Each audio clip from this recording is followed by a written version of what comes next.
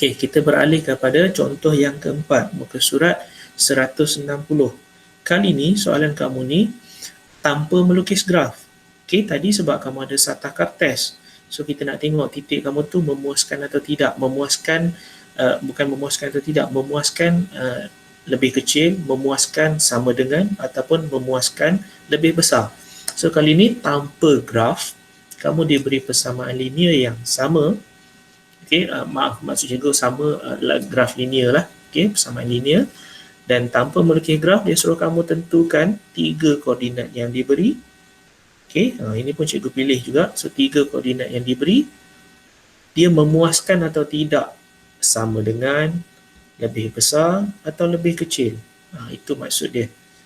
Okey, kamu ada 2 kaedah untuk menentukan konjektor titik berdasarkan melukis graf ataupun tanpa melukis graf. Okey, tadi kamu dah tengok melukis graf. So ini sekiranya tanpa melukis graf. Sekiranya tanpa melukis graf, kamu tengok koordinat kamu yang pertama adalah 2, 5 yang kita wakilkan sebagai X dan juga Y lah. So 2, 5. Okey, iaitu X dan Y. Dan kita ambil kamu punya persamaan dekat sini. Y sama dengan 3X negatif 3X tambah 6. Cuma cikgu hilangkan dulu simbol sebab kita nak gantikan nilai sahaja tanpa guna graf. So Y kamu ada dekat sini, negatif 3X tambah 6 ada dekat sini. Kita declare sebagai belah kiri dan belah kanan lah. Okay, so sebelah kiri dan sebelah kanan. Sekiranya Y kamu, nilai kamu dekat sini ialah 5, kamu boleh tengok nilai Y kamu ialah 5. So nilai X kamu kita gantikan dengan 2. So negatif 3 darab 2 tambah dengan 6, kosong. Sebelah kiri kamu 5, sebelah kanan kamu kosong. Okey, yang boleh nampak sebelah kiri 5, sebelah kanan kamu kosong. Kita boleh simpulkan bahawa 5 itu lebih besar daripada kosong. Bermaksud koordinat 2, 5 berada di kawasan sebelah atas. Okey, pastinya ini adalah garisan condong. Bila kamu tengok ada negatif 3X tambah 6 ni pastinya garisan condong. Okey, garisan condong yang lurus. Itu maksud cikgu. Okey, lebih besar, 5 lebih besar daripada kosong bermaksud kita koordinat kamu ini berada di sebelah atas. Kiranya kamu lukis gambar satakar test, koordinat 2, 5 akan berada di sebelah atas. Okey, yang seterusnya kita akan tengok koordinat 1, 2. Step dia sama. Okey, langkah kerjanya sama, X dan juga Y. Kita tengok Y yang sebelah kiri dan kita tengok negatif 3X tambah 6 yang sebelah kanan. So Y kamu dah memang nilainya 2. Y kamu ialah 2. Manakala untuk X kamu kita gantikan dengan nilai 1. So negatif 3 darab 1 tambah 6, so dapat 3. Sebelah kiri 2, sebelah kanan 3.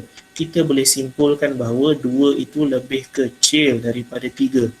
Bermaksud koordinat kamu 1, 2 ini berada di sebelah bawah. Okay, dia berada di sebelah bawah kerana dia memenuhi syarat lebih kecil. So maksudnya boleh faham lah. Dan yang terakhir, koordinat negatif 1, 9. Okay, sekiranya Y kamu 9, so bagaimana dengan sebelah kanan untuk nilai X? Gantikan nilai, kamu dapat sebelah kiri 9, sebelah kanan 9. Bermaksud Y kamu 9, X kamu, ataupun kamu punya belah kanan ini adalah 9. So 9 sama dengan 9. Bermaksud koordinat negatif 1, 9 dia betul-betul berada di atas garisan. Okey, di atas garisan Y sama dengan negatif 3X tambah 6 kerana dia adalah sama dengan. Okey, kamu boleh nampak tanpa graf ataupun dengan graf, dia ada 2 cara untuk kamu tengok konjektor titik ni, dia memuaskan atau tidak, di mana kedudukan dia atas bawah ataupun di atas garisan, dengan kaedah lukis graf ataupun menggantikan nilai tanpa guna graf. Okey, melorek rantau. Last sekali ataupun objektif akhir nanti kamu akan tengok, kamu akan dapat menentukan dan melorek rantau lah yang memuaskan satu ketaksamaan linear. Okey, kita guna lagi sekali tabel yang tadi, kanan atas, kiri bawah, garis putus-putus ataupun garis tidak putus. Okey, so benda ni kena hafal. Okey, kita tengok contoh yang kelima. Okey, contoh 5A muka surat 162, dia beri kepada kamu satu soalan. Dia suruh kamu lorekkan rantau. Tanpa cikgu ajar, kalau kamu dah boleh faham berkenaan dengan lebih besar itu di sebelah atas, lebih kecil itu di sebelah bawah, cikgu rasa benda tu untuk kamu belajar melorek ni tak susah. Kamu sekali tengok telah diberi kepada kamu simbol lebih besar. So kalau kamu hafal ini adalah graf menaik lebih besar, seharusnya di sebelah atas. So kawasan yang akan dilorek di sebelah atas, dekat atas ni. Okay, tapi kita nak tengoklah secara detail sedikit macam mana kamu dapat jawapan. Kalau ikutkan dia direct je ni soalan dia suruh kamu lorek lebih besar. So inilah kawasan yang akan dilorek sepatutnya. Okay, kita tengok yang pertama. Simbol kamu adalah simbol lebih besar. Simbol adalah lebih besar. Sekiranya simbol lebih besar, garisan putus-putus yang perlu dilukis. Okay, ingat sekiranya ada sama dengan di bawah, dia akan jadi garisan padu ataupun garisan tidak putus. Sekiranya tiada simbol sama dengan di bawah, bermaksud dia adalah garisan putus-putus ataupun garisan sempang. Okay, kerana nanti last kali bab ni kamu akan diajar untuk melukis, diminta untuk melukis daripada awal sampai habis. Okay, daripada diberi persamaan, lukis garisan, tentukan kawasan berlorek dan sebagainya. Okay, simbol kamu adalah lebih besar, dia adalah garisan putus-putus dan yang akan dilorek adalah rantau di sebelah atas kerana dia adalah lebih besar. Okay, so macam mana kalau kamu dah hafal graf menaik atas bawah lebih senang. Kalau kamu tak hafal, kamu tengok cikgu sediakan satu cara untuk kamu tengok yang belah mana atas, belah mana bawah. Sekiranya kamu tak hafal lah. Ini adalah garisan kamu. Okay, cikgu tindihkan garisan dekat situ. So ini adalah keadaan garisan kamu. Kita nak tengok atas bawah mungkin susah. Sebaliknya, cikgu ada satu cara iaitu kamu tengok. Okay, asalnya garisan kamu macam ni. Dan sekiranya kamu baringkan ataupun pusing ke paksi X yang paling hampir. Sekali lagi cikgu tunjuk, sekiranya ini adalah garisan kamu dan cikgu baringkan garisan itu dipusingkan ke paksi X yang paling hampir. So dia dah jadi terbaring dekat sini. Okay, so asalnya macam ni. Cikgu pusing ataupun baringkan ke paksi X yang paling hampir. So dia dah jadi terbaring dekat situ. Kenapa cikgu pilih pusingan ke sebelah kanan? Okay, kerana itulah pusingan yang paling hampir. Okay, kita matlamat dia untuk membaringkan garisan ni supaya bila baring, senanglah kamu tengok yang ini atas, yang belah ni bawah. Tapi kalau condong macam ni susah sikit kita nak tengok. Sekali lagi, so ini garisan kamu, kita baringkan garisan itu ataupun kita pusing ke paksi X yang paling hampir. Kenapa cikgu pusing ke sebelah kanan? Kerana bila kita pusing ke sebelah kiri, okay, so bucu ni kalau kita tarik nak dibaringkan ke sebelah kiri, terlalu jauh berbanding bucu ini kita tarik ke sebelah kanan. Okay, pusingan ke sebelah kiri terlalu jauh. So kita ambil pusingan sebelah kanan. So apabila pusingan kamu ke sebelah kanan, kamu dah boleh nampak bahawa yang di atas ini. Okay, so ini garisan kamu, so ini sebelah atas lah. Okay, dan bawah ni, yang sebelah sini sebelah bawah. Kenapa kita sibuk nak cari belah atas? Kerana kita nak lorek kawasan atas. Okay, kamu baringkan asalnya macam ni, kamu baringkan ke paksi X yang paling hampir dan kamu tengok belah kiri tak boleh terlalu jauh nak dipusingkan dan ini adalah kawasan sebelah atas. Apabila kita tengok ini sebelah atas, kalau kita ikut balik kepada keadaan garisan ni, bermaksud sebelah atas belah sinilah.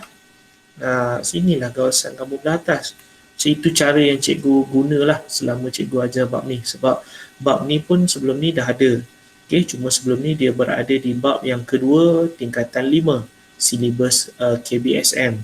So budak-budak cikgu pun bermasalah juga nak melorek kawasan. Dia orang nak declare mana satu atas bawah. So cikgu temukan salah satu cara dengan kita membaringkan garisan supaya kita boleh tengok mana satu atas, mana satu bawah dan bila kita kembali kepada keadaan garisan asal, kita tahu dah garisan atas ataupun kawasan belah atas sebelah sini. Okey. So cikgu harap kamu boleh faham dengan apa yang cikgu cuba untuk maksudkan. Okey, kita tengok yang B. Okey, so kalau tadi kamu tengok soalan ni bentuk sama So kalau ini atas pastinya belah bawah ni lah. Okey, cikgu sengaja ambil yang sama, cuma cikgu nak tunjuk ini adalah garisan lebih kecil dan sama. So apabila kamu punya garisan lebih kecil dan sama, ianya akan menjadi garisan padu, garisan yang tidak putus. Dan kawasan yang nak dilorek adalah di sebelah bawah kerana ianya adalah lebih kecil. So kita guna kaedah yang sama. Okey, itu adalah garisan dia.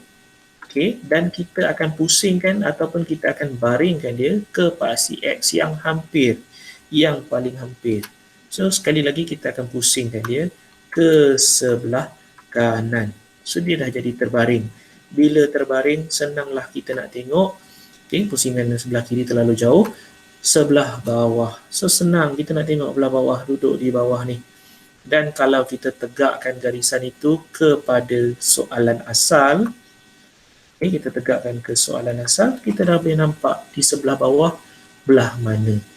So dia macam tu. Okay, cikgu harap kamu boleh faham dengan contoh yang kelima.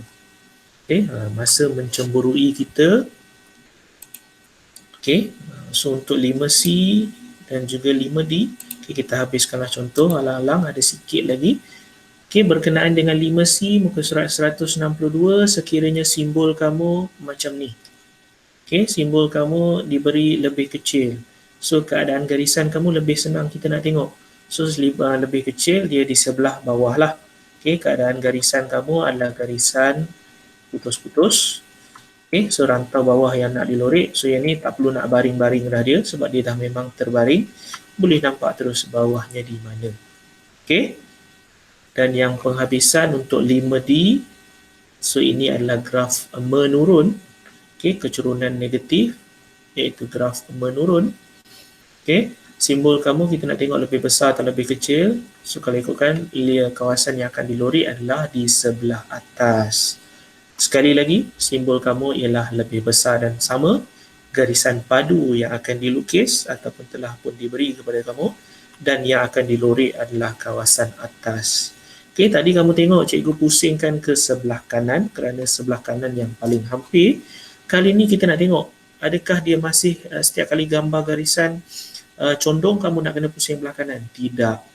Okey, kita bukan memegang konsep pusing belah kanan, sebaliknya kita memegang konsep baringkan ke paksi X yang paling hampir. So ini adalah garisan kamu. Okey, dan cikgu pusingkan ke paksi X yang paling hampir. Okay, kita pusing kepada paksi X yang paling hampir, kamu boleh nampak kita akan pusing ke sebelah kiri kerana pusingan ke sebelah kanan terlalu jauh. So apabila pusingan kamu ke sebelah kiri, kita dah boleh nampak rantau di atas, so sebelah atas. So kalau kita tegakkan balik sebelum dipusingkan, so kita dah boleh nampak kawasan di atas itu di sebelah sini.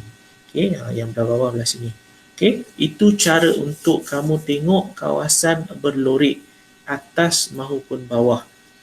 Kalau kiri kanan tak susah sangat. Kalau kiri kanan senang je nak tengok sebab kiri kanan tidak melibatkan garisan condong. Yang melibatkan garisan condong apabila dia adalah atas bawah. So condong kita nak tengok atas bawah. Ada rupa-rupanya contoh kiri kanan. Di contoh 5E, garisan kamu tegak. Okay, so kita simbol kamu adalah lebih besar, pastinya sebelah kanan. Rantau kanan, senyum je lah kamu buat. Okay, kalau kamu nak lukis garisan macam mana pula, yang pertama kita akan mulakan dengan titik lah. Pastinya ini adalah persamaan kamu. Okay, ketak samaan. Maaf, dia bukan persamaan. Kalau persamaan dia sama dengan dekat sini. So ini adalah simbol ketak samaan. So Y lebih kecil dan sama 2X tambah 3. Apa yang kita akan buat yang pertama? Sekiranya disuruh kamu lukis dan kemudian lorek. Yang pertama kita akan tukar simbol. Tukar simbol ketak samaan ini menjadi simbol sama dengan supaya kamu boleh lukis garisan dia. Okey, simbol kamu lebih kecil dan sama, kita nak tukar menjadi sama dengan. Kenapa? Supaya kita boleh plot dan lukis garisan. Okey, yang kedua kita bina jadual.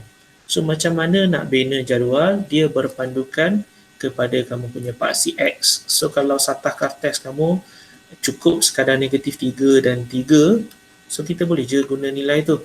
So cikgu nak memilih negatif 3 dan juga kosong. Kamu boleh kamu boleh ambil mana-mana nilai daripada negatif 3 sehingga 3, mana-mana nilai. Kebiasaannya cikgu akan pilih agak jauh sedikit supaya kita boleh nampak garisan tu, kita nak sambung titik tu nanti lebih panjang lah. Okay, negatif 3 cikgu pilih dekat situ dan juga sifar. So kalau cikgu masukkan nilai negatif 3 di dalam persamaan kamu dekat sini, kita akan dapat hasilnya negatif 3. Okay, sekiranya cikgu masukkan sifar dekat sini, hasil jawapan Y kamu ialah 3. Barulah kita plot. Okay, kita plot negatif 3, negatif 3.